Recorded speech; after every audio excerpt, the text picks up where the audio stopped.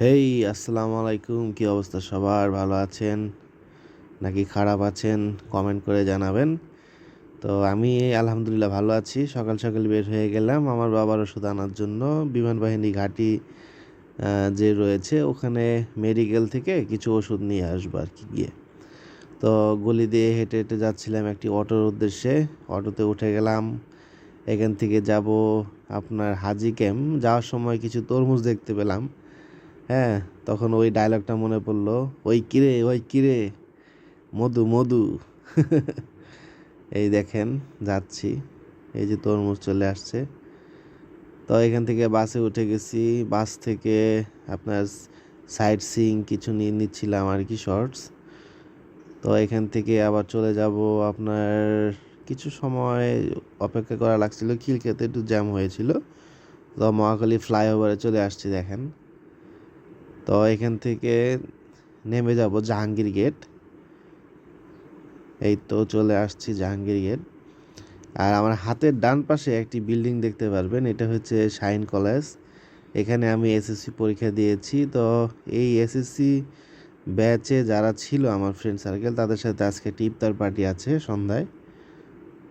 আমার বাবার ওষুধ নেওয়ার পরে ওখানে চলে যাব আর কি।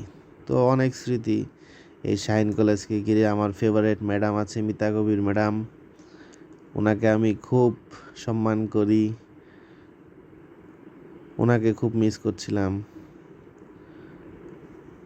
তো যাই হোক, এখান দিয়ে হেঁটে যাওয়ার সময় শাইন কলেজের 6 নম্বর গেটের একটি ক্লিপ নিয়ে নিলাম আর কি।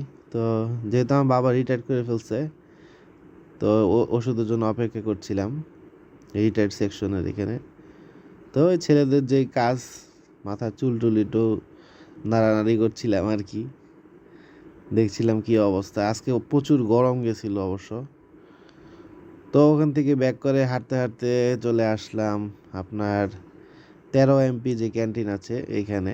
হ্যাঁ, তো এখানে আমাদের অনেক স্মৃতি আছে। সৌদিগুলো নিয়ে পোলাপাইন যারা আছে সবাই জানে, এখানে অনেক সময় কাটানো হয়েছে। তো এখানে একটু ফ্রেশ হয়ে মুখ টুক ধুয়ে তারপর এখান থেকে রওনা দিব।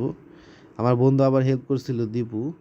ও আমাকে ইসিবি চত্বর নামাই দিছিল আয়সা গাড়ি দিয়া, অর্থাৎ হুন্ডা দিয়া। ওখান থেকে একটি বাসে উঠে গেছিলাম। বাস থেকে গিয়ে একদম সরাসরি আমার ওয়াইফের ফোন একটু প্রবলেম দিয়েছিল, তো ওটা নিয়ে শাহালি প্লাজা চলে আসছি। এখানে এই দোকানটা আছে, এই যে দেখেন, কাকন টেলিকম। ওনাদের সার্ভিসিংটা ভালোই ছিল আর কি। তো এখান থেকে সার্ভিসিং শেষ করে আমি একটা রিক্সা নিয়ে মিরপুর 14-এর উদ্দেশ্যে রওনা দিলাম। মাঝখানে আমার আপুর বাসায় গেছিলাম, হ্যাঁ, সেনপাড়া। ওখান থেকে রওনা, একটু রেস্ট টেস্ট করে ফ্রেশ হয়ে তারপর আবার রওনা দিয়েছিলাম মিরপুর 14-এর উদ্দেশ্যে। মাঝখানে আমার বন্ধু রাফি, ওকে ফোন দিয়েছিলাম রিক্সায় বসে, যে কোথায় আছিস, কি অবস্থা, সবাই তো চলে আসতেছে, তুইও চলে আস। তো আমার ফ্রেন্ড বললো ও নাকি ইব্রাহিমপুরের কাছাকাছি আছে।